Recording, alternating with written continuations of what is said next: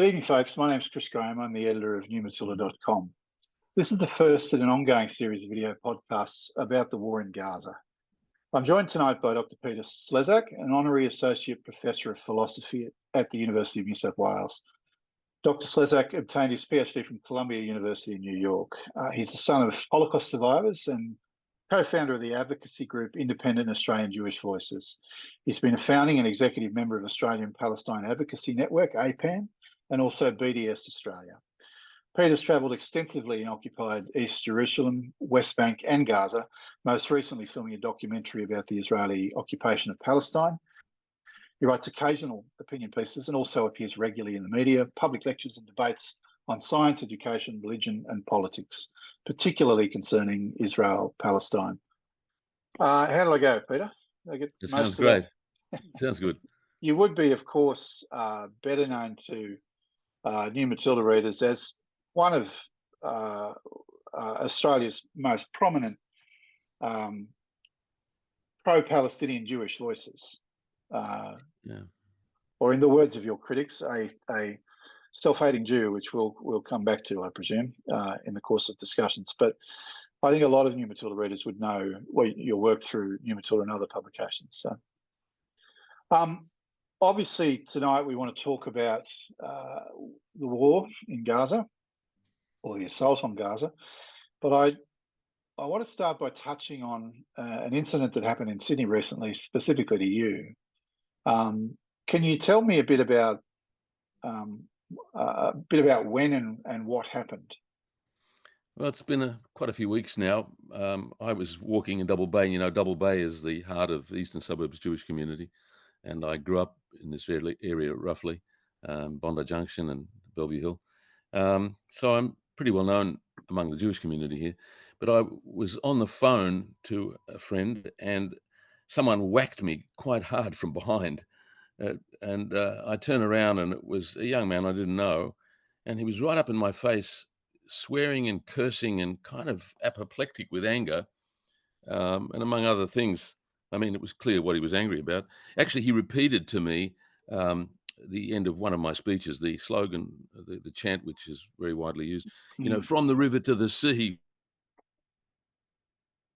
my words, with anger, and said, you that was, if you want to bleep that out. That's all right. But I mean, that's relevant because he was clearly apoplectic with rage and raved on a little bit. And because I was already on the phone, I said to the friend on the phone, you can hear this, can you call the police? Because it wasn't that I was going to be saved from harm. The police wouldn't have got there in time, but I wanted to let this guy know that he should back off. I mean, I was basically telling him to just cool it. And, you know, I said to him, step back. And anyway, he finally did actually, but he walked up to there was a hairdresser store right nearby, and he, at the doorway, yelled into there, do you know who this guy is? As if they would know or care, as if I was a mass murderer or a war criminal or something, you know, walking around the streets. So anyway, I kept walking. Yeah, so anyway, I kept walking, and I got a phone call from the police later on. So, look, I wasn't hurt physically, but it's not about me that's interesting. It's the significant indication of the attitudes in the Jewish community. And of course, it's not new. I mean, I've been doing this sort of thing for quite a while and received abuse and threats and so on. And as many do, have a comparable position to mine. So that's the significance of it. The deep emotional response of people in the Jewish community to, especially not only to people who are critics of Israel, but above all Jews who are critical of Israel. They regard that as a terrible, I mean, you know, they have used to me in the past and to me, they often call us not only self-hating Jews, but they use the word capo. And I had to explain to a few of my friends, not everybody knows, capo were the Jews who were working in collaboration with the Nazis in the concentration camps.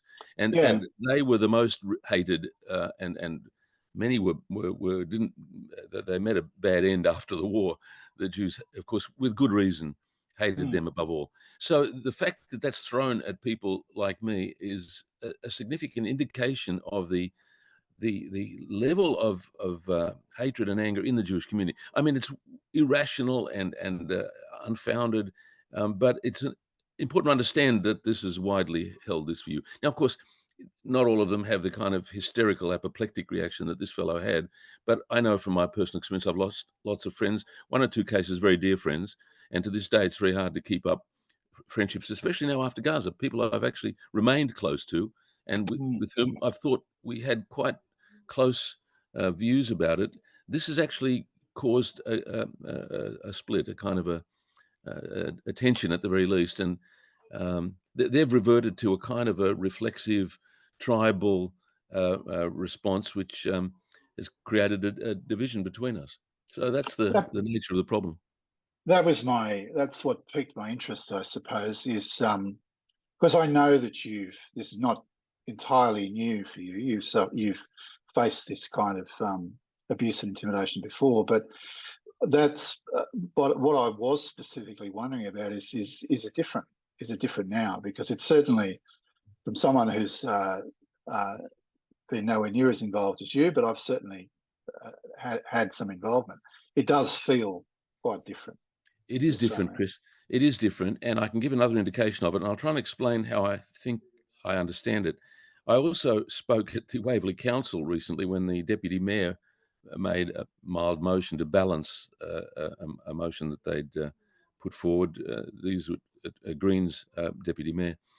And there was this attempt, in fact, a successful attempt in the end, to remove him from the position. And so I was asked if I would like to go along to the Waverley Council to speak. That was a new experience for me. The gallery was full of the local Jewish community. This was basically a lynch mob.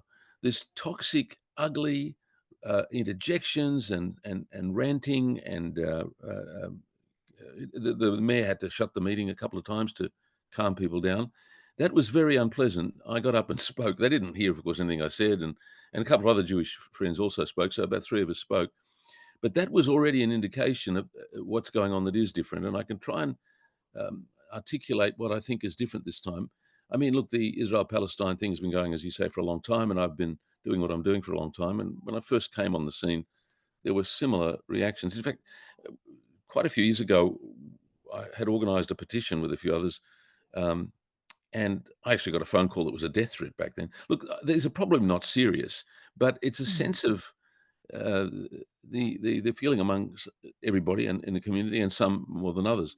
But so the point I'm making about this toxic ugliness of the Jewish community now, the way I understand it is that, for one thing, if you look at the Jewish press, I follow the Jewish press and a lot of the online stuff, they're almost completely oblivious to what's happened since October 7. I just read a very good article by John Lyons in the ABC website. In Israel, they're not showing anything of Palestinians since. It's almost hard to believe what I'm seeing. I mean, I'm spending all day looking at the heartbreaking, really awful images. I won't even describe them. They're just too awful, and it's kind of traumatic. And I'm not a Palestinian who's directly affected. And even on mainstream television, you don't see it. So, but the Jewish community, if you read their stuff, they're obsessed with understandable grief about what happened on October 7, but they haven't been able to look past it to what Israel is now doing in Gaza on an immense scale that vastly exceeds whatever the crimes and atrocities that Hamas committed, which need to be condemned, as I have in speeches to Palestinian rallies. The fact that they are somehow indifferent or not paying attention, this culpable ignorance, it's shocking. I'm actually having trouble comprehending it, except that I think when people behave badly, they find excuses for themselves. And of course, the Israeli spokesman like Regev and the leadership here and the Israeli leadership, they will say things that somehow permit people to look away or to comfort what otherwise would be a normal reaction. The fact is that there are horrors on such a scale. So they'll say things that are actually extraordinary. They'll say, "Well, it's war," and as if that makes it okay. And they'll actually explicitly cite, "Look what he did in Dresden." Excuse me. Yeah. Well, now this this is shocking for a whole lot of reasons. Firstly, I mean, that was a real war against a military. We had an air force and a navy, but we grew up at some point realizing. Dresden was a war crime that we committed and the bombing of civilians, we did worse than the Germans. Mm. Now, that hasn't seeped into some people's brains.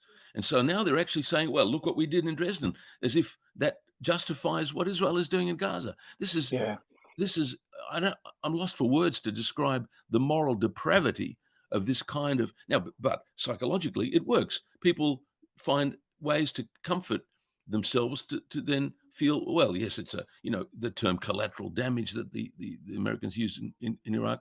This is an Orwellian business of finding terms that somehow make people feel better about what would otherwise be a deep and difficult guilt to deal with. That's maybe a normal psychology. That's my psychoanalysis of what's going on, but it's really problematic. I mean, you can't talk to people across this divide. Yeah, it's interesting. You mentioned the chant from the river to the sea. I think the audio cut out a bit when you were saying that. So in case anyone missed it, it's from the river to the sea.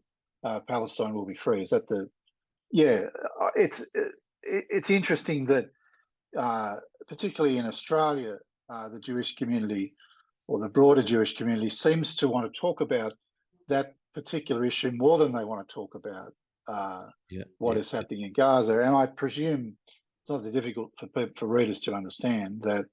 Would you rather talk about an issue that you claim to be anti-Semitism, or would you rather talk about the slaughter of men, women, and children in your name? That's right. It's a distraction from.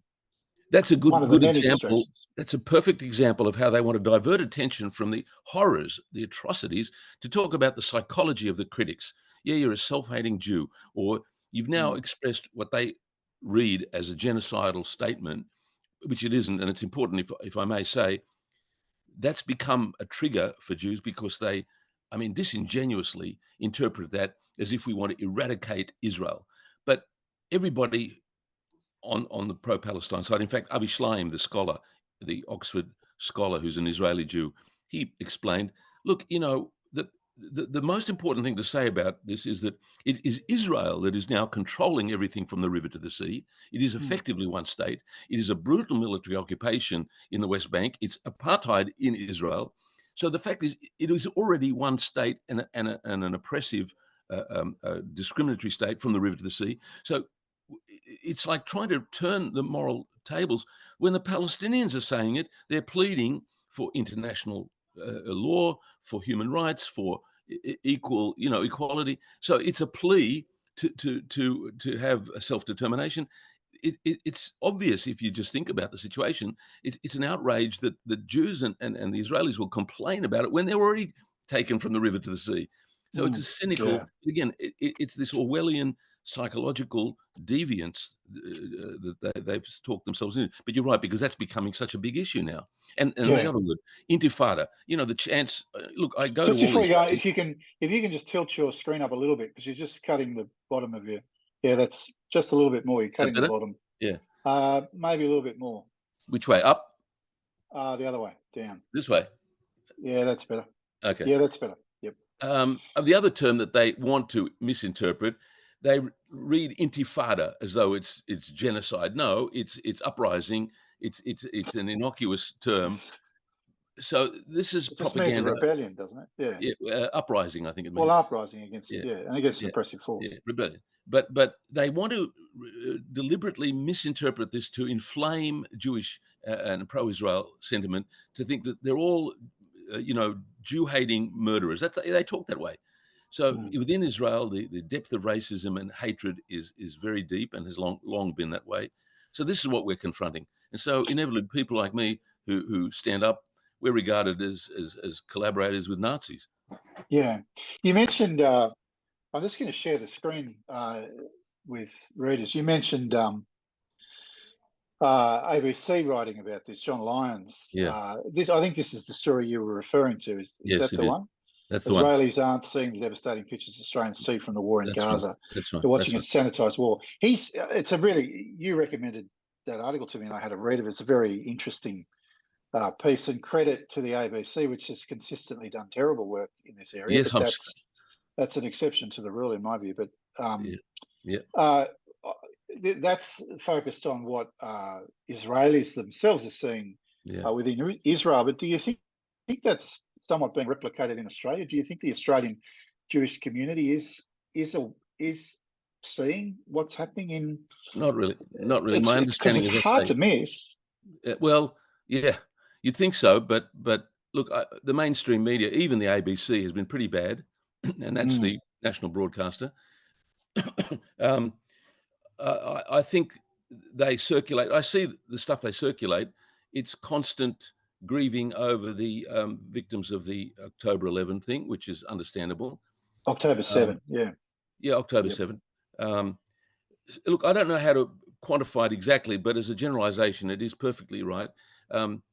As John Lyons points out, Gideon Levy, the Israeli journalist, also makes the same point. They don't know what's going on a few kilometers away in the West Bank or in Gaza. They have no idea.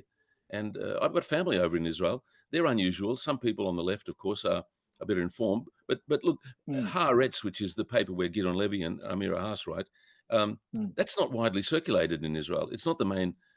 No, it's the least read, I believe. It's mainly read overseas, and the other circulations, the bigger circulation papers, are pro-Israel propaganda. And it's on a very heightened scale at the moment there. The TV stations are constantly showing pictures of those poor, hostages or ones that have died on October 7. They're just,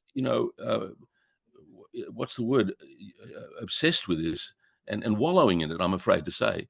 I mean, it's not that their tragedy is not real or they don't deserve to be understood or one should have sympathy for that, but really it's a political matter if you're just ignoring. The catastrophe in Gaza now is unprecedented. The previous wars were bad enough, but now literally experts like Craig Mokhiber, who resigned from the United Nations, and an Israeli academic expert called Raz Siegel, they're describing the situation there now as technically having crossed the threshold into a textbook case of genocide. Now, one doesn't have to use the term just to look at the facts on the ground, which are impossible to comprehend. The numbers, in case people don't know, we're approaching 20,000 dead, of whom about, close to half are children. And they're not all Hamas, for God's sake. No. In fact, I think the death toll is likely past that. There's still a lot of missing people buried in rubble. Exactly right. Exactly. I think officially now displaced is 1.9 million people. The population is only 2.2 million people. That's exactly right. I must admit, in the early days of this, I struggled with this growing call on the left for it to be called a genocide, and I struggled with it on the basis that the death toll at that stage, while appalling, hadn't climbed. But I think anybody trying to make a case against genocide now would struggle. It's certainly it's one of my questions for you. Do you think it fits the definition? Well, I'm relying, as I mentioned, on legal experts. I mean, look, from the point of view of political action and so on, one doesn't have to insist on using these terms. But I think there is a point to it. It's like with the word apartheid. The three reports of the major human rights organizations have used that term in a legal technical sense. It's no longer just a metaphor or an analogy with South Africa. The reason for doing it is because it has consequences in international law. And so does the word genocide. And look, frankly, there ought to be Nuremberg-style trials and people ought to be tried for their war crimes. And so the crime of genocide and the others are now, they have a legal status. It's not just rhetoric. It's not just propaganda to be throwing this word around to upset, these pro-Israel community, which is how it works. They in the past, I've avoided using inflammatory terms when I've talked to Jewish people, because if you want to talk to them and engage with them, I know that those words will shut the conversation down. In the past, I've wanted them to engage with the facts on the ground, and it was enough when I write about it. You just detail the objective facts, which should be enough to awaken people's concern. But there is a legal issue here, and so it's a judgment call in what situation you might want to use the term. But when these experts, legal experts, are making a point, it's got to be taken seriously, partly because the enormity of it has to be confronted. And that tells you, to go back to our previous point, the scrupulous avoidance. Look, I grew up, to make an important analogy here, I grew up with this attitude towards the Germans. We all did. That the Germans pretended not to know. And you know that TV series Hogan's Heroes, it was in the 60s and 70s. I know nothing. Yeah. Yeah, the fat guy Schultz, you know, he would always parody this. We all grew up with this joke where he would say, "I know nothing." I know nothing. Yeah. Well, now we all grew up knowing that this was a condemnation of the Germans who probably did know and pretended not to know, or if they didn't know, they should have known. And that was a deep kind of response we had to the way the Germans looked the other way. They looked away. Amira Haas makes that point eloquently about the lesson she learned from her mother, about the way the Germans who saw her going into the concentration camp turned away. So we Jews especially ought to understand what a deep moral lapse this is, not to confront what deep and serious crimes for which we bear a direct responsibility. That's the problem. Amira Haas, for those who don't know, she's a writer for Haaretz, I believe. Yeah. Well, that begs the question, and I've wondered about this. I wondered about this on October 7 and the days after. And I've seen Israel, the Israeli government make this statement that there are no innocents in Gaza. And I must admit, in the early days of after October 7, my very strong view was that there are no innocents in Israel. I don't think that's quite right, in the sense that the children of Israel aren't responsible for and don't know to a large degree what is going on, and even though it's being done in their name. But if you are certainly a young adult and someone who's served in the military in Israel, which is most people, do you think it's possible to not? I mean, I know they're maybe avoiding the hard facts of what's being done in Gaza now, but do you think they don't know about the brutality of the occupation? That's a good question, but that's why possible to get through without realizing how brutal it is? It's hard to understand, but that's why I rely on people like John Lyons now, but Gideon Levy. They are kept from seeing the occupation in its harshest form. I think they are protected from it by the media. So that's not to make them innocent. It's a bit hard to be totally oblivious to the fact that there's been now, since, I mean, the whole history is different from the one we grew up with. The Israelis have struggled with the exposés of 1948 was different from what we all thought. 1967, the war, which ended up occupying the West Bank and Gaza. It turns out that the facts are quite disturbing and different from what I grew up with and what everybody grew up with. Okay, it's, I think, difficult to convince yourself that there's nothing to worry about. An occupation that's been going on, in the West Bank and Gaza since 1967. I mean, everybody knows about that. It's not like they don't know that much. So, look, it's a good question, an empirical question to find out what they know, but and whether they're culpable. Your point is an interesting one. It's not symmetrical. I mean, the perpetrator, when they don't know, that's kind of morally, seriously, a kind of a moral lapse. If you're the victim, what you know and what you don't know is not. So it depends on which side of the conflict you're on as to whether it's a moral lapse not knowing something. I mean, we're to blame for this too. We grew up, all of us, not facing what I mentioned before, the crimes for which we're responsible, because we won and we were the victors, the good guys. I didn't think until much later in life or I didn't recognize or understand that Hiroshima and Nagasaki were atrocities on a major scale. Yeah, some of the worst ever. Yeah, and we grew up thinking, well, that's what won the war for us, and so it was okay. Yeah, it's a point of huge irony, isn't it, that the world's policemen and the good guys are the only nation to have dropped atomic weapons on populations. I might just get you to, if you can tilt the camera up again. It's this way. Back of it. Yeah, that's it. That's good. Maybe if I sit back a bit. Yeah, that's good. That's perfect. We were talking before about the from the river to the sea, and you and I might have a differing view on this. I have for a long time quite strongly held the view that Israel's right to exist is unassailable. And I don't know where I sit at the moment on it. To be honest, I'm struggling with the issue personally, but I think I'm slowly coming to the perspective that Israel's right to exist surely has to come with some caveats. One of them is that it cannot be a society where that has a complete indifference to the human suffering and the human rights of other people.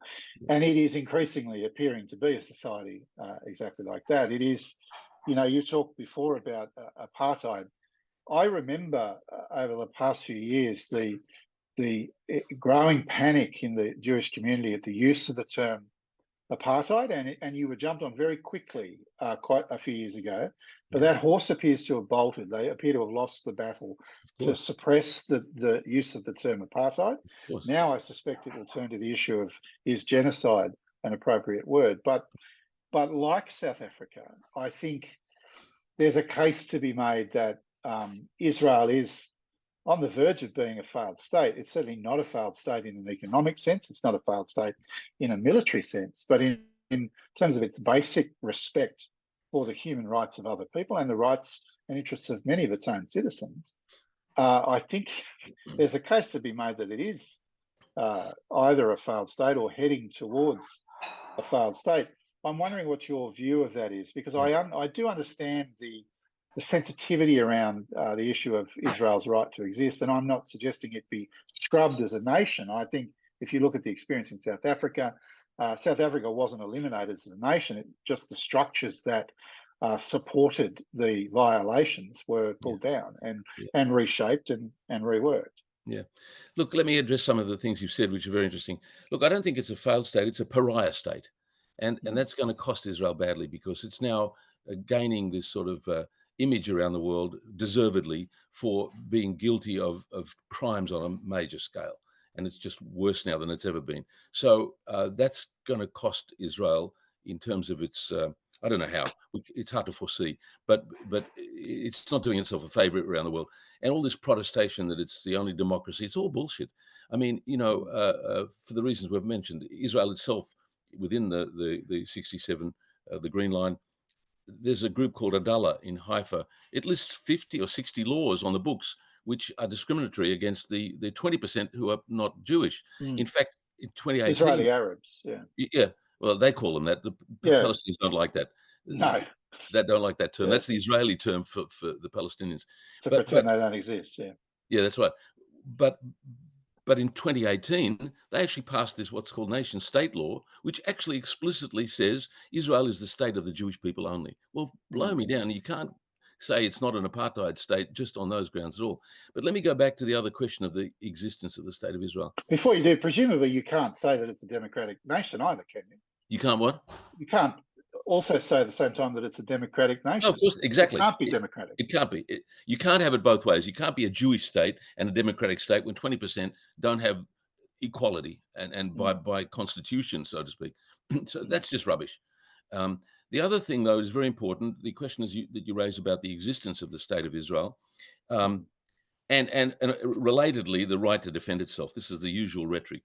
Now, let me say something about the right to exist. Again, this is rhetoric because the most fervent advocates of the Palestinian cause, again, are not arguing for the destruction of Israel in some military sense.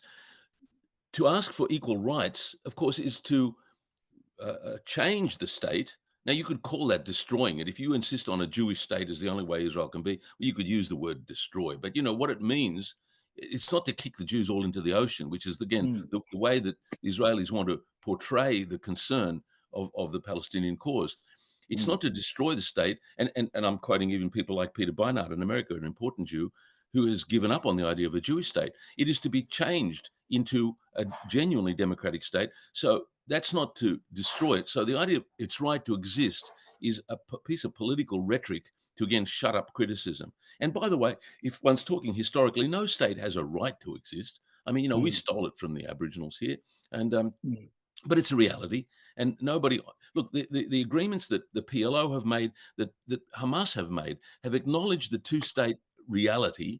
That they don't love it, and they don't even recognize, in a sense, its legitimacy for more or less good reasons. But they're not they're willing to settle on what was the two-state solution, the UN 242, even Hamas. The record's shocking about this because Hamas is always painted as some sort of genocidal, group. Okay, so the legitimacy of or maintaining, to challenge the legitimacy is not to destroy the state of Israel, and to argue for equal rights for everybody in the region from the river to the sea. Okay, so that's the question of existence. But if I could say related to that, Israel claiming the right to defend itself is again another one of these Orwellian ways of misrepresenting and reversing the problem. In fact, in every war that Israel's faced, the major wars on Gaza, it turns out they've provoked it and broken a ceasefire that the Hamas in Gaza were actually observing. The record is very interesting on this. You can read Norman Finkelstein and various other scholars about this. But that's one thing. Secondly, and the international lawyer who was here recently, Francesca Albanese, she made the point very eloquently on a TV program. She said, actually, Israel has no right to defend itself against the region for which it is occupying as a belligerent occupier, which is the case in Gaza. The resistance of the population, even armed resistance, is legitimate. It's actually protected in international law, and it's not defense of the state of Israel to suppress a resistance from the people who are under occupation. So this is the twist. It's propaganda for the public consumption. These are not international lawyers, but under international law, no, Israel has no right to brutalize, let alone defend itself. To flatten Gaza is, firstly, it's not self-defense. I mean, if I could just add to that, it's before you do, it's the rough equivalent, I presume, of the Australian state saying it has the right to defend itself against refugees in Pillarwood Detention Centre. Yes, that's right. That's right. Yeah, on a large scale. In fact, to bomb them to bomb them into smithereens. Yeah, that's right. So that is right. And the other thing is that you'd have to be sort of deluded or deranged to look at any of the scenes of Gaza. Entire residential districts are reduced to rubble. Now, how can anybody comfort themselves that this is after Hamas? What, every building, every apartment had Hamas people in it?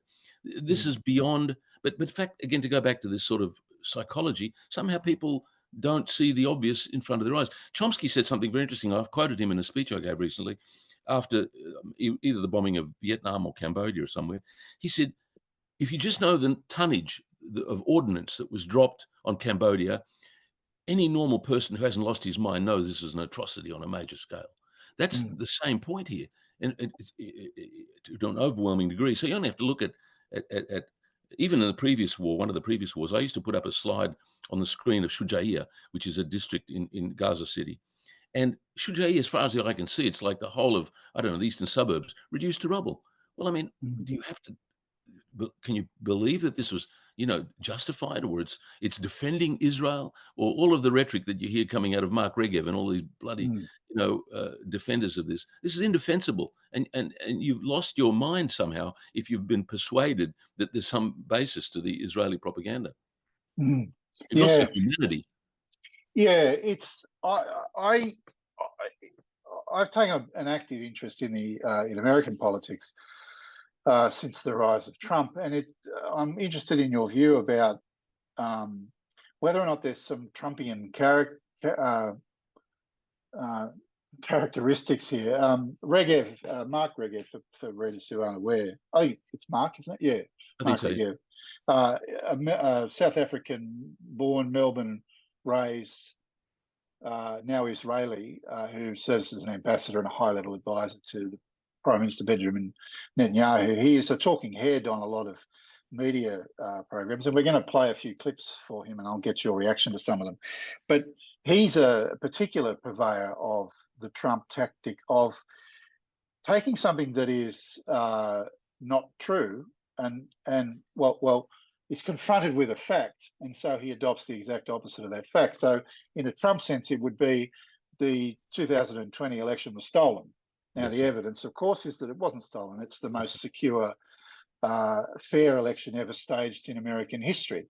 Those are the facts, but you can't convince Trump and you can't convince Trump supporters of anything other than it was stolen. And I've noticed Regev and the various talking heads for Israel and the Israeli government generally, and in particular, a lot of their supporters who just regurgitate the talking points, are doing exactly that. So that's how you end up with phrases like the IDF, the Israeli Defense Force, is the most moral army in the world. Shocking, yeah. So they just take a problem and they state the opposite. That's exactly right. Of that problem, and that becomes the truth. And it works. Look, yeah. What's your view of that? While you do that, I'll queue up some videos for you to watch. But what's your view of the tactic? Because we seem to be living in a post-truth world now. It seems to be that's what we have to accept. You cannot well, it's have not new. It's a not, discussion. This post-truth is not new. It's always been like that. If you read Chomsky, going back to the Vietnam War, we have this strange situation where we live in what we understand to be a free press and a democracy, but that's in some ways worse. In the totalitarian regimes like the former Soviet Union, nobody believed the government, nobody believed the press. Izvestia and Pravda, which were the organs of the Russian government, the Soviet government, everybody knew it was propaganda. Here we have the opposite. We believe what we read in our press because we think we've got a free press. So Chomsky has been very important in showing that this is an important illusion. Look, I won't give a lecture on Chomsky, but the fire point away. is, I think most people would appreciate it. Well, look, it's wonderfully interesting because he's been very important in showing the way in which in a democratic free society, in a free press, we're in a way worse off because we're under the illusion we're getting the unvarnished truth from our media, but it's always constrained. In fact, it gives the illusion that there's some robust debate, but the debate is constrained within very highly controlled limits. And so what we think a robust debate doesn't even consider the truth, which is way outside, much worse than we're allowed to even think. So that's the pattern since Vietnam, in Latin America, in East Timor, in Israel, Palestine. That's the pattern. So look, the comparison with Trump and Mark Regev isn't quite right. Trump is an idiot, but Mark Regev is very smart. Yeah, and he's very clever, and he's very good at what he does in twisting and turning and just flatly denying, as you say, that Israel is not targeting individuals, civilians. That it's. I mean, how can you look at those pictures? I mean, and think that's targeted. In fact, the worst of it is that the Israeli authorities themselves admit that it's not. This is why this is such a schizophrenic deceit. So it's worth mentioning this.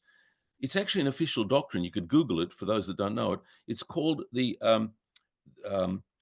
Dahiya doctrine. Dahiya was in fact, the general who created that, his son, was killed only a couple of days ago in Gaza. And that was the son of one of the generals, I think, wasn't it? It was the son of the general who created the Dahiya doctrine. Right. I can't think of his name, Eli. I think it's Eisenkot.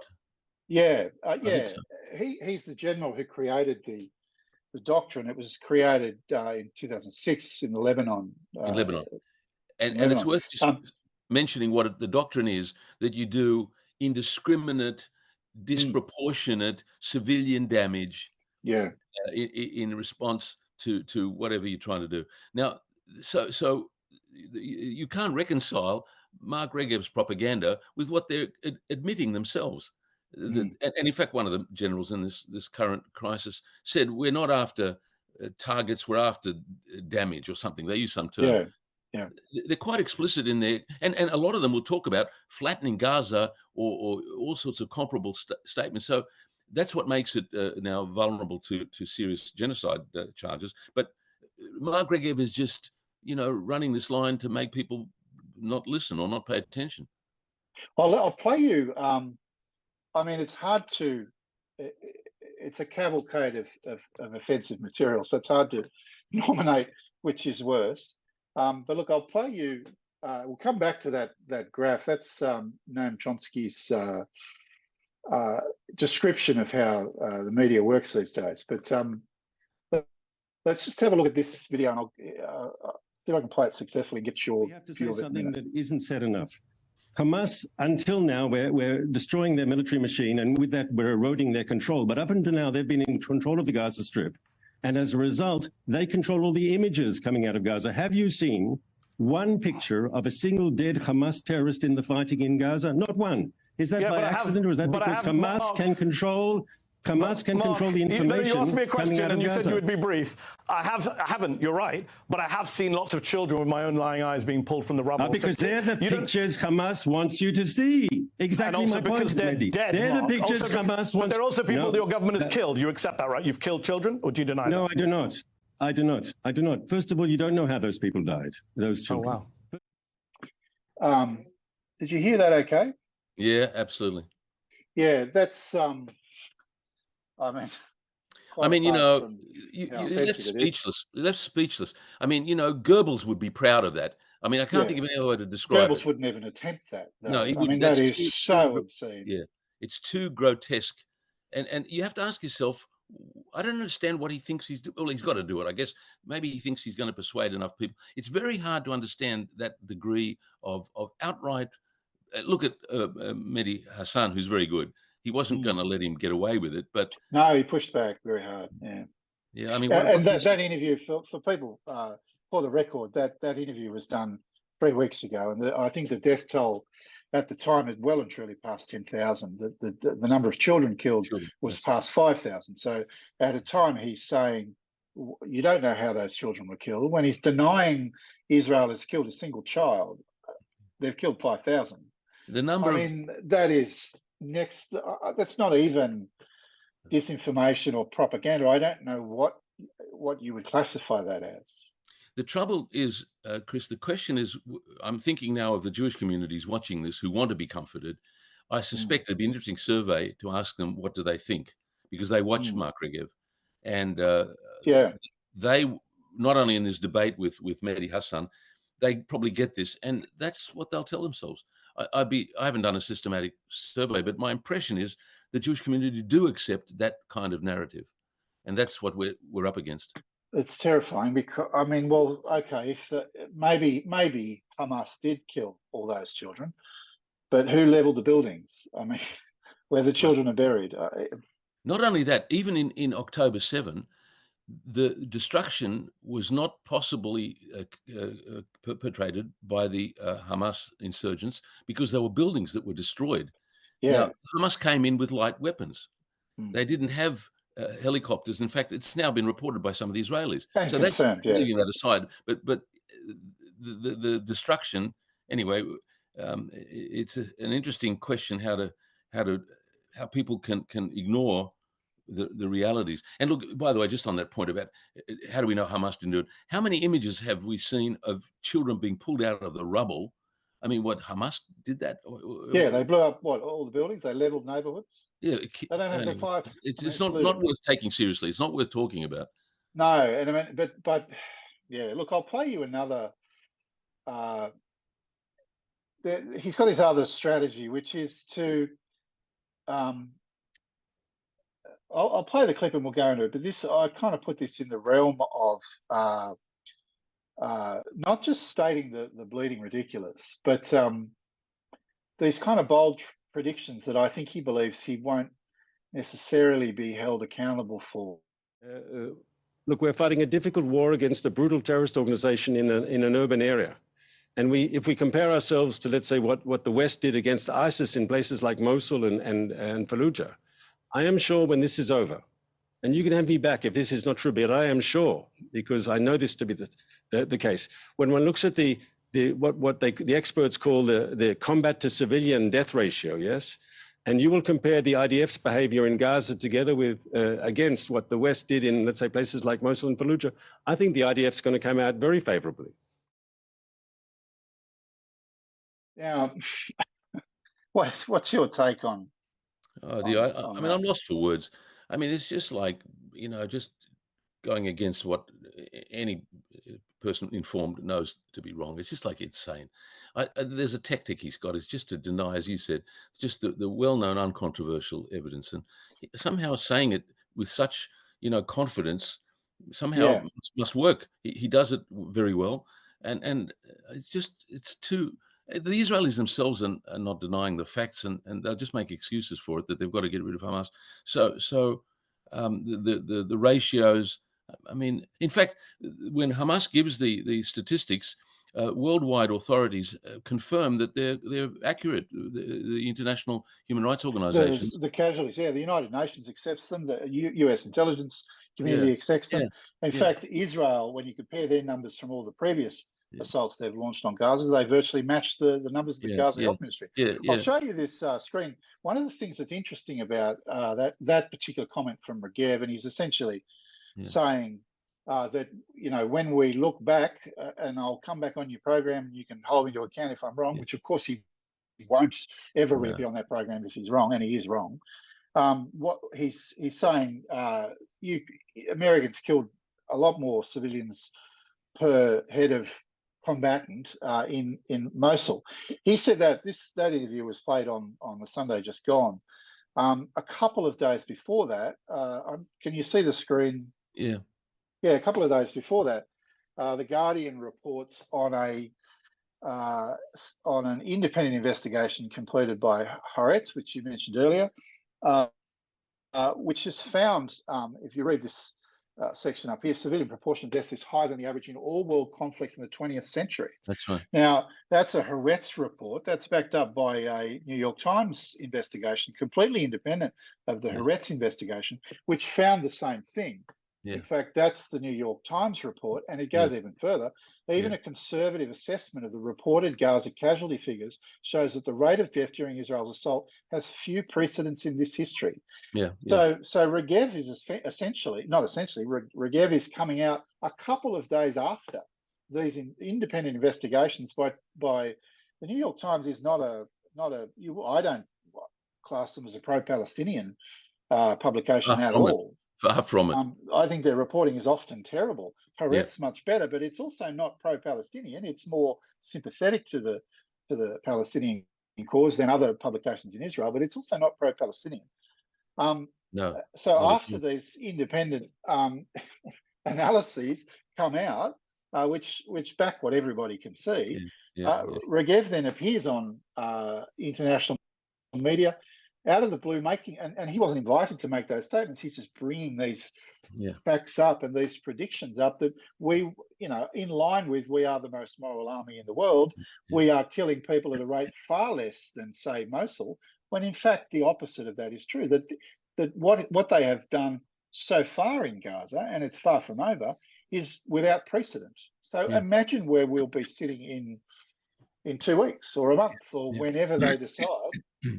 America decides to call an end to this, because that's something we haven't discussed, but America's role in this. It occurs to me, Chris, that in a way we're guilty of perhaps diverting attention for what is the major issue. These statistics are important, but even the so-called Hamas that are being targeted or being killed in whatever numbers, we don't know. I don't think there is any data about how many people were Hamas as opposed to civilians. These people, Israel acknowledged that too, by the way. They acknowledge they can't tell you. They have no idea. Nobody has any idea. There's no, as far as I can tell in my quite intense reading of this, nobody has any idea. Regev says that in one of those interviews, and then in another one he tries to allude to the fact that he knows some numbers, but he's not going to say. Well, of course. He lies. Of course. But leave aside these statistical questions. The people who they're killing, whether they're Hamas or not, they're in Gaza. They're not invading Israel. These people, and the tunnels, they're always called terror tunnels. These are in Gaza. They're not weapons or systems or infrastructure that can. Israel, they're clearly defensive. There's just no alternative. If you've got a tunnel, even if it's under a hospital, I mean, that's been disputed. The evidence of that is non-existent as far as I can see. They've always said that you justify what have been their war crimes. But the fact is they're invading a country which has no means of they didn't invade Israel. Gaza, except for the attack in the south of Israel. But this is not a war where they're using artillery and helicopters and aeroplanes.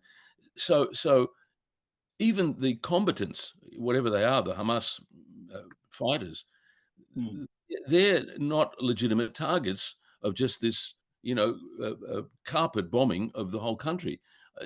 I'm sort of trying to resist the idea that there's something legitimate about, even if there were members of the Hamas, whatever they are, military or whatever they're called, militias. So the whole thing is a crime, whichever way you look at it. And the point is, resistance on the part of the occupied people is entirely legitimate in international law. So there's nothing criminal about Hamas. What do you? It's what was one of my questions that I should have asked you right at the very beginning. But what's your response to people who say Hamas is a terrorist organisation? That's a really good question, Chris. So let me try and address that. Because I preface it by saying I've got friends who talk to me because they know about my interest in this. So they ask me questions, and I'm by no means an expert, but they know I've got some information that can help, and they tell me what other people say to them when they try to engage in discussion. And the great Australian talking point is, apart from, that's been going on for thousands of years, or that's too complicated, the other great talking point is, well, what's Israel supposed to do? They're terrorists. Look, the first answer and that to that shuts the discussion down. No, but that's their remark is stupid, because if Israel stopped bombing and besieging and terrorizing, the crimes that they're committing now for decades, there would be no resistance. There would be no need for it. If they gave self-determination to the Palestinians, if they lifted the blockade, which is a crime on Gaza, there would be no need for them to react as they do, because they're reacting. This is a response to look at the March of Return. That wasn't an invasion of Israel. That was people unarmed demonstrating on the fence, and they had snipers killed, shooting them dead. So, maybe one reason, one way to end this is to stop brutalizing the Palestinians. That doesn't occur to people who say this. What do you mean? The question, what are we supposed to do, is sort of easy to answer. You're tormenting people beyond endurance. Now, of course, they'll behave badly. I'm not even defending the crimes they commit. They commit atrocities. There were years ago used to be suicide bombing. It's not a question of defending that. I'm certainly not defending the atrocities they committed when they broke through the fence. But it's not a difficult question to answer. What are you supposed to do? Give the Palestinians their rights under international law. Stop tormenting them. Stop starving them and brutalizing them. Look, it's not a difficult question. That's the first thing.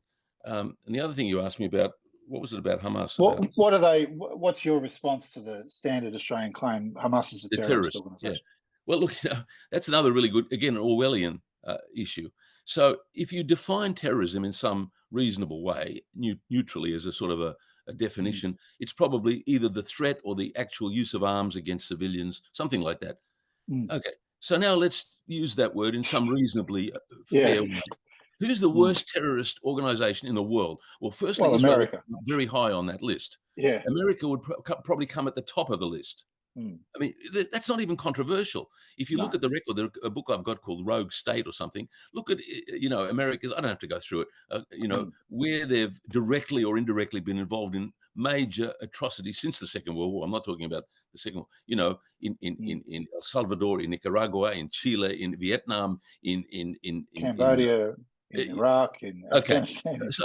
So now we understand who's the terrorist. Okay, so does Hamas qualify? Well, yeah, in some things they do. But again, to understand their resistance, and some people, I don't think I go so far, they are willing to, they give examples of slave revolts where they commit atrocities against, innocents. I don't want to go quite that far. To explain it is not to justify it. So I'm not certainly justifying it. But whether you call a group, again, give the obvious example that people always cite. The ANC in South Africa were designated a terrorist organization until quite late, until into the 80s or something. Well, now we regard, Mandela. So Mandela was technically a terrorist. Okay, so he was. Child of terrorism. So in a way, that sort of answers the question. It's a term of propaganda, Orwellian propaganda, to again make everybody think it's okay whatever we do. Look at how Regev and everybody uses it. Hamas is a terrorist organization. Well, no, they're a resistance organization, and by the way, they've been very badly misrepresented.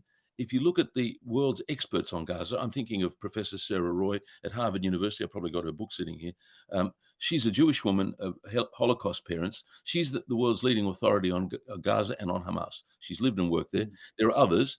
And you can find in the record, Hamas has made repeated attempts to settle on a permanent, United Nations internationally agreed arrangement. So, okay, why are they the terrorists? They're resisting what is a brutal, ongoing atrocity. Yeah. I'm going to play you another clip. Although before we get to it, I'll share the screen with you. And you touched on Chomsky before, and we've discussed this externally. That graphic, I don't know, can you see that graphic, raw news? Just sort of, yeah. Yeah, that's a kind of diagram of Chomsky's explanation of Well, from someone else manufacturing. used it. Chomsky hasn't used that. That's from somebody who Yeah, that's George illustrated his. Monbiot. Yeah, he's illustrated his George Monbiot, Yeah. Guardian columnist, has illustrated his Yeah. his kind of theory. And at the bottom you see fifth filter anti-communism. It's an illustration of how the media gets filtered through, or how issues get filtered through the mainstream media and essentially propagandized. And the fifth filter, he says they're anti-communism, but he's updated that to be the war on terror. That's right. That's so right. it used to be anti-communism, now it's the war on terror. That's right.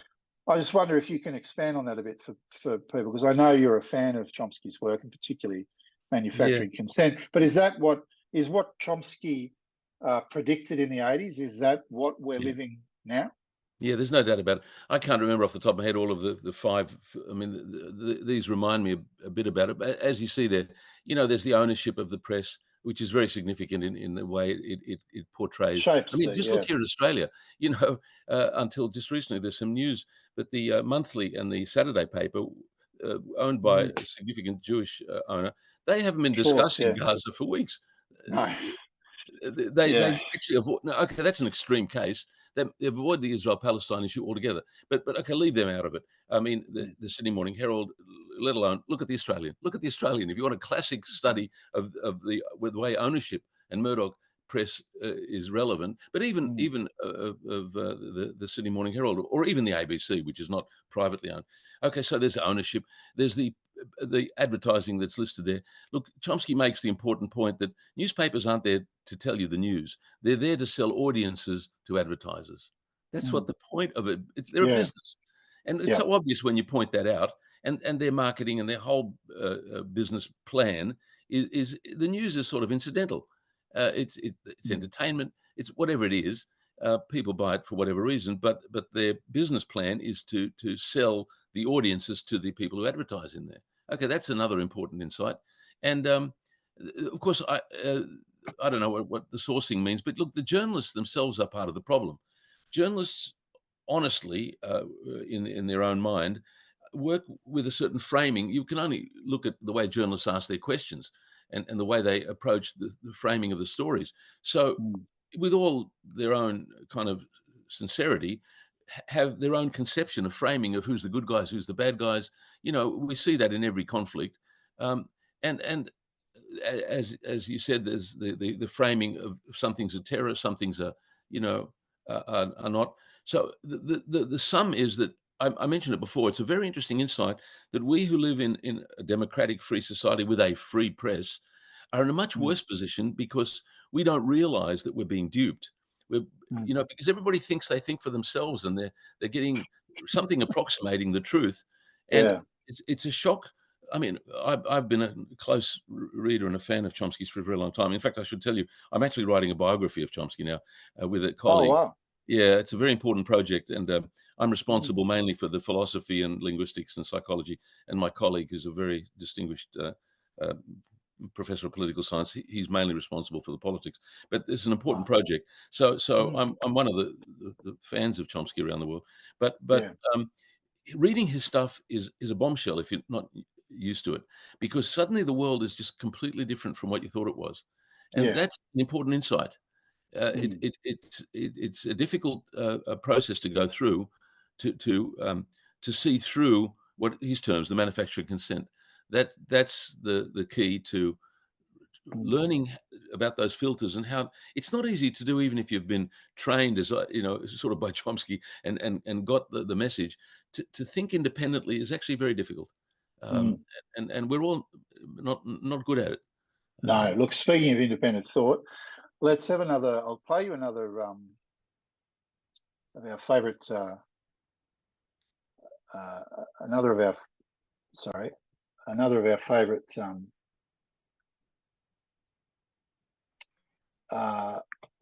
videos, and get your perspective on this. But let's be clear here: when this is over, Hamas's path of extremism, of radicalism, of violence, of terror will be discredited, not because it hurt us, but because it hurt the people of Gaza. I mean, the people of Gaza are not stupid. No. They can see who started this war, who brought all this destruction upon them, who even ended the ceasefire by refusing to to release more hostages. The people of Gaza know this. They can't speak their minds today because they live in a terrible dictatorial state. Hamas does not allow people to criticize them and not face consequences, violent consequences. But when this is over and the people of Gaza can speak, they will say that Hamas brought this tragedy upon them. And there'll be room, I think, to work with Palestinian moderates to build a better future for Gaza. It's good for Israel. It's good for Gazans. Mr. Regev, thank you very much. Yeah, which is very close to suggest, and he does actually suggest in other things that what is happening is good for Gaza ultimately. That as he bombs them, as they're bombed into oblivion, this is ultimately a good thing for them. Oh, please. I mean, it gives me, heartburn to listen to him. I'm just getting indigestion from him. My apologies. Look, it is hard to swallow, isn't it? Look, he doesn't. He just says stuff. Look. The people. I know a lot of people from Gaza. I mean, it's not like. So my understanding of it is that not everybody in Gaza, or the Palestinians for that matter, love Hamas. No, but they voted for them, and they voted, and they probably would vote for them again. Yeah. Look, what Regev says only works for the most uninformed people he's trying to persuade, which is perhaps most people. It's I think pretty well known that not only in 2006 when there was an election, Hamas won that election in a fair and free election, and they would probably win again in the West Bank as well. And in the West Bank, the reason is that the people know that the PA, the Fatah party and run the Palestinian Authority, are corrupt. They're actually described, even in the New York Times, Diana Buttu, one of the lawyers, a Palestinian lawyer, wrote a couple of years ago, they're collaborators with Israel and America. Most people don't get that. So they're beating up and jailing and torturing the Palestinians in the West Bank. So they're outsourcing the occupation for Israel. They're subcontractors. Now, the Palestinians know that. The West doesn't like to talk about it because it somehow complicates the story a bit. But so that's the PA. And the reason that Hamas would be elected again still, even the secular Palestinians who don't like the fundamentalist, Muslim Brotherhood, who are the Gazan Hamas, they're not corrupt. They're running the country, and they are still favoured. So the idea that Hamas are to blame for these atrocities that Israel is doing, it's the most grotesque. There's something so pathological about the way Regev wants to talk about all this.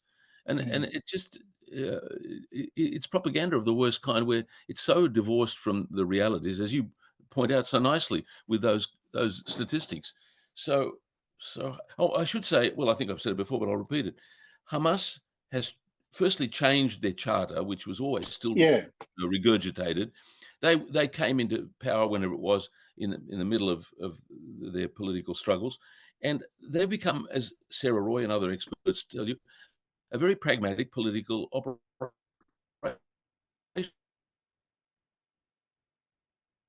Then no longer the same statements. So let me quote you a lovely remark that Sarah Roy made when she was here. I've sent it around to a few friends. So as I mentioned, she was the world's expert on Hamas and Gaza. And she said the reason the Americans don't want to deal with Hamas and to negotiate with them, or the Israelis, is because they know they can. That's very deep remark from her. That was in answer to a question here when she was in Australia. That's on video. You can find it. Now, that's very telling because, as we said, the picture that is portrayed is that they're these, irrational, they're compared to Al-Qaeda or ISIS. It's not true. It's rubbish.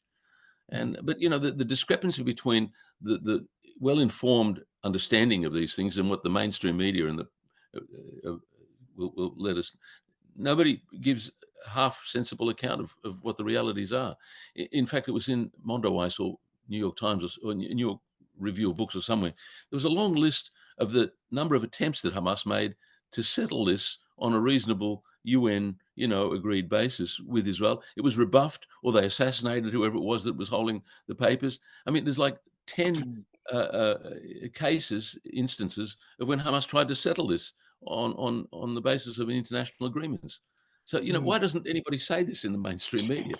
One of the things they're not particularly keen to talk about. I mean, they refer back to the Hamas Charter, which I think was written in '88 or '89, Hamas has adopted a different position since then. Quite Absolutely. publicly said that they would agree to a two-state solution, and they do not seek the destruction and the elimination of Israel. They've been open about that. But what hasn't changed, as I understand it, and correct me if I'm wrong, but I love your view on it, is the Likud party do not believe and have never believed in a two-state solution. They don't believe in the existence of a Palestine, and they are committed as a political party to there being no Palestine. That's right. Look, I'm glad you said that, Chris, because I'd forgotten to mention that, but that's exactly the right point to make. Let me pick up on what you've said. People don't mention, although I've tried every time I write an article on it, the Likud charter. Let's talk about charters. The charter of the Likud party says explicitly. You should explain who they are too. Just I skipped that. Likud is the right-wing party of Netanyahu, and they've alternated with for years the Labour Party, but Labour Party has lost all its support. It sort of doesn't exist anymore. I think in the last election or two, I'm not keeping up very well with it, but I think they kind of were decimated. They're not a force anymore. But on this issue that you rightly raise, Likud and Labour were never different. In fact, I've studied and I've written an article recently which was published about the history of this point, that there was never an intention for a Palestinian state from the beginning. Let me tell you something which just occurred to me. I published and quoted this. When the partition was first declared by the United Nations, one of the leading Israeli figures, one of the Zionists, said, oh dear, he was very depressed because he said, we've lost half of Israel, half of Eretz Israel. What do you mean? They were just given half of Palestine, but they read it as we've lost half of Israel. Now that was early. Right. Ben Gurion. That was in 47. That's 47 or 46? Yeah, 47 was the partition. Yeah. Ben Gurion said that don't worry. He said, don't worry. We'll gain the rest of it at an appropriate moment, for example, after a war. I mean, they were so open. They were much more candid about their intentions to take the whole of what they call Eretz Israel, the Jewish homeland, as they understand it. Judea and Samaria. Well, Judea and Samaria, but the whole of the region, which they take to be the ancestral Jewish home.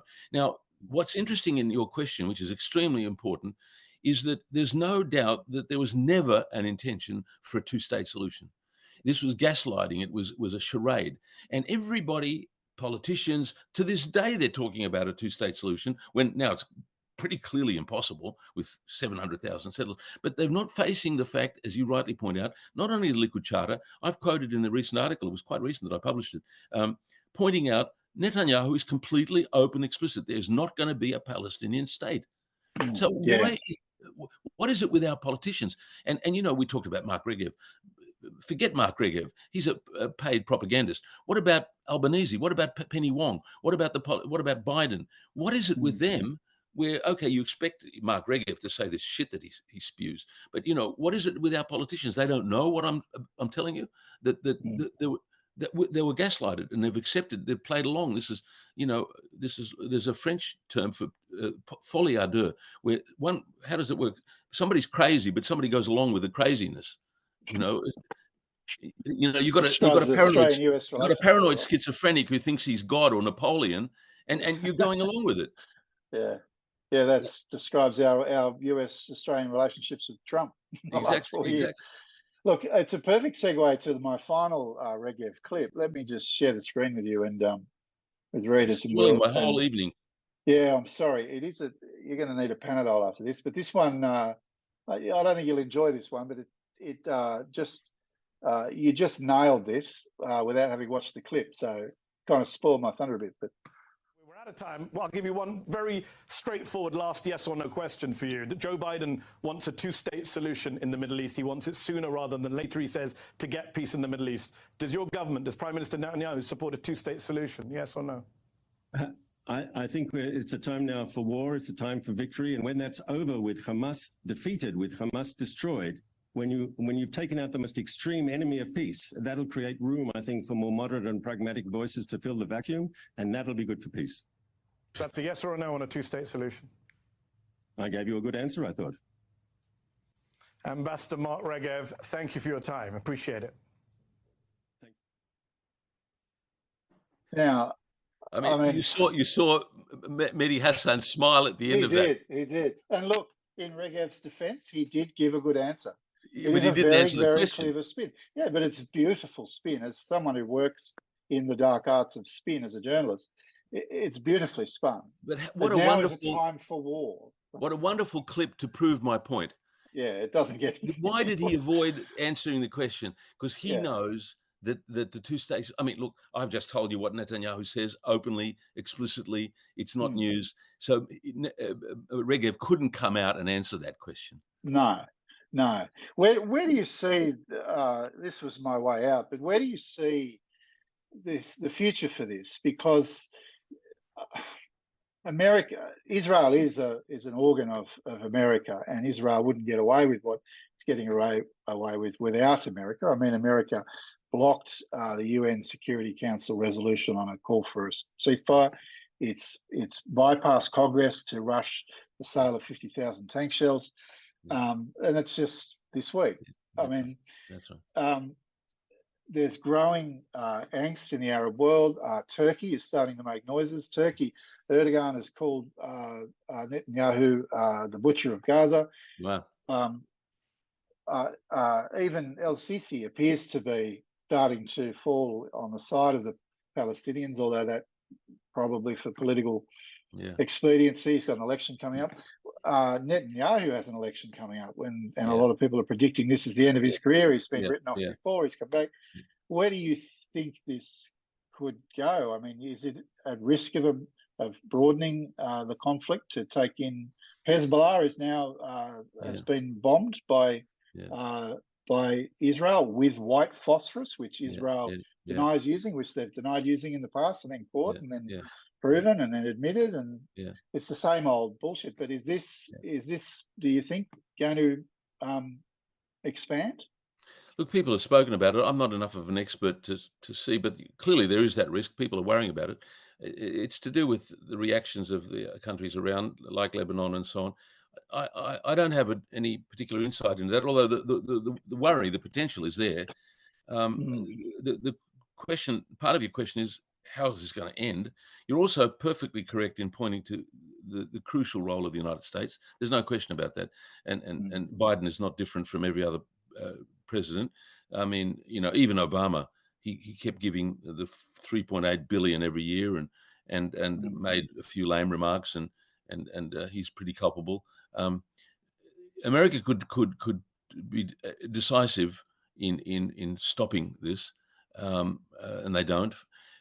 Norman Finkelstein years ago and Walton Mearsheimer also wrote that at some point Israel may lose its value to the United States. That's the risk. They'll stop seeing it as a strategic advantage and maybe a serious strategic liability in terms of the global situation. Then the calculus will change. Like South Africa, I think, as little as I understand it really, but I understand that apartheid ended when the major powers decided that this is not viable. The usefulness, and de Klerk thought he'd, cut his losses and make a deal with Mandela. And East Timor was the same. The Indonesian occupation and the brutality there, they had no reason to end it until, and at the time Howard was slow in catching on to it, but at the time I think it was Clinton, they decided to terminate that. And they decided, for whatever reason, maybe internally there was a lot of protest and resistance. Whatever happened, it was America that decided to terminate the Indonesian occupation of East Timor, and then it ended. It ended badly. It was very ugly. But so I think that's the relevant lesson here. And of course the big question is when, if will America decide to shut this down? It's very hard to envisage this, because how will that happen? What's going to happen to Gaza? It's hard to understand how this is going to end, because they've leveled, I think 60% of the homes now have been destroyed in Gaza. The infrastructure's gone. All of the hospitals have been destroyed. Right. Now they're destroying schools. There will be virtually nothing left. That's already where are the Palestinians? I mean, they're not being driven into the Sinai yet, but not yet. South into the Sinai. But that a lot of people believe is the mission. Where do you see the next few months? Do you think it will ease up, or? Look, I thought it would ease up much sooner. Your question is exactly right. I don't have a good answer. I mean, I thought that when the deaths were already in excess of anything we'd seen, I kept thinking someone's going to say, hey, this is really out of control. That you've gone too far this time. And nobody, I mean, Biden, look at our prime minister. You know, if I may, I gave a speech outside his office a little while ago, and I may give another one out there. But I quoted Albanese from 2014 or a couple of occasions. He said exactly the right things. He said what we on the Palestinian side would have said, that, you know, this is collective punishment and blah, blah, blah. He said a whole lot of really good stuff. And so now, you know, where is he on this? He still hasn't called for a ceasefire. He and Penny Wong are still not saying what everybody expects a decent human being to say. So, I don't understand their psychology. So what I'm saying in answer to your question is, it won't end unless some people of significance in the international community take a stand on this. You know, why can't Albanese take the stand he knows is the right one, and Penny Wong? Because I'm not talking about Trump or some, you know, idiot. That's what's very sad, because maybe if an ally like Australia would have spoken as they know, you know, that might have made some difference. It's hard to understand. And maybe your point is the one that maybe people are starting to their conscience is starting to bother them. But that's why I say, I thought this, you know, people start to be upset long before now when we're reaching 20,000 dead. It's like something deeply disturbing about this, and I don't think we're going to recover from it easily. Not just Gaza, which is hard to even imagine how you can reconstruct Gaza, but Israel, as you made the point earlier, this is going to not end well for Israel. I can't see that. Look, I've even been talking to people, and I think there ought to be war crimes tribunals. I mean, you know, after the Gulf War in 1991, there wasn't an official tribunal, but Ramsey Clark, who was the U.S. Attorney General, he established a major war crimes tribunal with witnesses and everything. I don't know if you know about this, and I've read all of that, because there was shocking atrocities that the Americans committed, and they tried and found guilty, according to Nuremberg trial rules, a whole bunch of, you know, Dick Cheney and of course George Bush and Colin Powell. They were all guilty of Nuremberg crimes for which we hanged Germans. And that trial was very significant. It's a long story to tell about that, but I won't go into it. But of course, there had been also, after Vietnam War, Bertrand Russell, the philosopher, and Jean-Paul Sartre. They established a Russell Tribunal and did the same thing. There wasn't like an official UN or whatever, whoever runs these things, but they did this tribunal, and they called witnesses, and they, for the record, established, as it were, for the conscience of the world. So it's a bit late for the poor Gazan people, but there's some point, and I have to talk to some legal experts. Oh, and the ICC is not helping, to go back to your question. You know, they've been dragging their feet about this. They immediately, I mean, it's relevant to this that within days, they immediately wanted to prosecute Putin for what he was doing in the Ukraine. That took them no time. And they've been dragging their feet for years in bringing any action against the Israelis or others. So that may help if there's some move towards prosecuting and bringing charges against the people who deserve, and not allowing them to have impunity as they've had for so long. Just to wrap things up, given your, I mean, how we started this interview was discussing you getting assaulted in the street by a very angry young Jewish man. What would be, if you could tell young Australians, particularly young Jewish Australians watching this particular video, if you could give them a piece of advice about how they might engage in this issue if they've not engaged, or they want to engage in this issue, or they feel like they haven't been told the truth, what would you say to them, and where would you point them? Yeah, it's a really nice question, Chris. I mean, I don't talk often enough to Jews, but I wish I did. I try. It's a bit hard. But your question is a really important one, and I do occasionally have young Jewish people I talk to. Look, the first thing to say is you've got to get well informed. I mean, they don't have to, you know, accept what I say, but they ought to read some of the views which I think are worth reading. I mean, and I always cite other Jews, by the way, Sarah Roy, Noam Chomsky, Norman Finkelstein, often people like Finkelstein who've got Holocaust parents, Amira Haas, Gabor Mate, who is himself Gabor a Mate, Holocaust isn't survivor. he? Yeah. You know about them. They're wonderful, the son and the father. And the father is, whichever Mate he is. Gabor actually is a Holocaust survivor. He was a baby. He was young. Yeah. And he's very eloquent. He's on various programs, including Gabor's program. They're very eloquent and very moving. And so I think Jewish people would, these people would resonate with their fundamental values. And it's about the truth, after all. And the other thing to say is that we are supposed to have, of course, a special responsibility, the Jews. And the misuse of the Holocaust, which Finkelstein is always on about, he says it's to desecrate the memory of the victims of the Holocaust, to use that as an excuse to to commit the crimes against the Palestinians. And the lessons we're supposed to have learned from that should make us stand up for the victims. We're not the victims anymore. It's the Palestinians. We're the perpetrators. And that's the obvious lesson to learn. Even Hannah Arendt was great about this. She spoke well about this. And so there are these people who are Jews who I find inspiring and well-informed, and there's lots. And, by the way, to take another example, Peter Beinart is one of the most important figures recently. He's an American academic and I think an editor of one of the big magazines there, the political magazines. And he was a liberal Zionist until recently. He always was very good. He interviewed the leading Palestinians and he said all the right things. And a year or so ago, a couple of years ago, he came out and he said he can no longer support a Jewish state in Israel. That was a bombshell, because he wasn't like me, one of the self-hating Jews who are, dismissed as not worth taking seriously. He was inside the Jewish community. He's a believing Jew. He prays at the synagogue. He leads the services at the synagogue. Now, that had a huge impact. We don't have that in Australia, where somebody who's a good Jew and a kind of part of the community decides this is not moral anymore.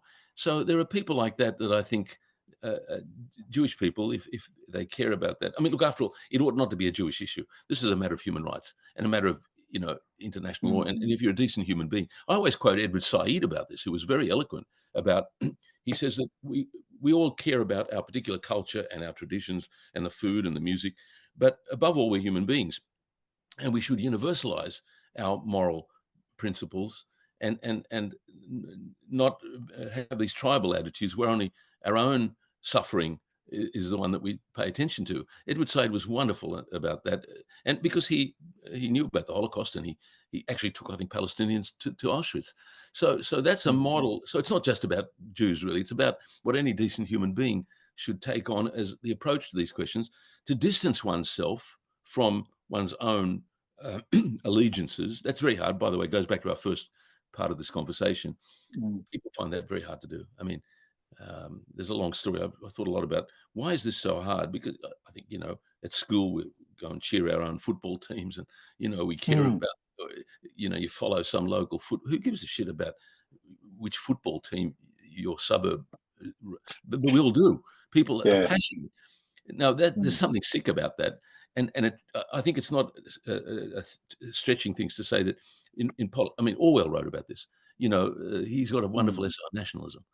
And by the way, in that essay, I mean, he's, very cross about the problem of nationalism. He mentioned Zionism. That was in 1945, before, the founding of the state. Before the Nakba, yeah, as an example of this tribal stuff. So there's a story to tell there. And it's just to repeat it. If I'm talking to Jews, I'll often say this is not just a matter of as you know, the slogan "Never Again" after the Second World War. It's not never again just the Jews. That's the obvious thing. And by the way, every tradition has the same rule. The Jews have. I'm not very good at this Jewish traditional stuff, but there's a famous rabbi, I think Hillel. Excuse me. He said, "Don't do to another what is hateful to you." Well, that's the golden rule from the Christian Bible, and probably Islam has the same thing. And he says that sums up what should be your moral point of view. Well, that's a pretty good precept to guide yourself. But it goes back to my first point. You have to be well informed. You just need to make an effort to read contrary to the bubble that you're in. Again, if I can say, I used to give my students John Stuart Mill on the press. and he has a wonderful, eloquent account there. He makes the lovely point that even at the canonization of a saint, you hear the worst that can be said. You hear the devil's advocate. That's such a lovely point. So Yeah. you need to read the other side to your own. And he's got a lot of stuff about Socrates and Jesus and why they were put to death, not by bad people, but by the good people, the people who shared the moral and patriotic and religious sentiments of their time. That's so nice. It's such an insight into how you should think. Yeah, the patriotic, nationalistic, and religious and other sentiments, they're the dangerous ones.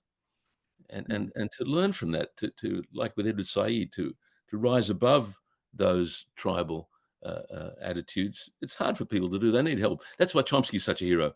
He says, when he's asked why he's doing what he does, he says it's to help people have intellectual self-defense, to defend themselves against the onslaught of the propaganda and the thought control.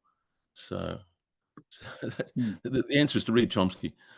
I heard worse answers. Yeah, I already do. So yeah, I understand what you're saying. He's certainly a force to be reckoned with. As are you, Dr. Slezak. Thank you very much for your time.